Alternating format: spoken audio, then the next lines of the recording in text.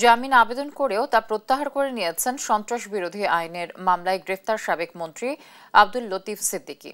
এর আগে মামলায় অন্য ৬ আসামির জামিন নামঞ্জুর করেন আদালত। বুধবার ঢাকার মহানগর হাকিম শিফাতুল্লাহর আদালতে শুনানির এক পর্যায়ে লতিফ সিদ্দিকীর জামিন আবেদন প্রত্যাহার করে নেওয়া হয়। পরিবার সঠিক সময়ে স্বাস্থ্য সংক্রান্ত কাগজপত্র সরবরাহ করতে না পারায় জামিন আবেদন প্রত্যাহারের কথা জানান আসামি পক্ষের আইনজীবী।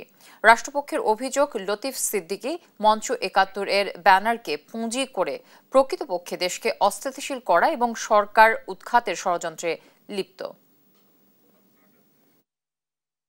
তার বিরুদ্ধে সুনির্দিষ্ট কোনো এলিগেশন নাই।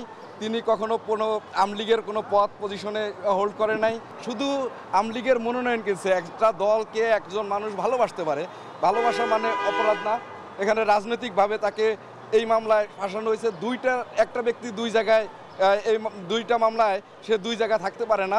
এটা আদালতকে আমরা বলা হয়েছে। আদালত সন্তুষ্ট হয়ে ৩ দিনের রিমান্ড মঞ্জুর করেছে।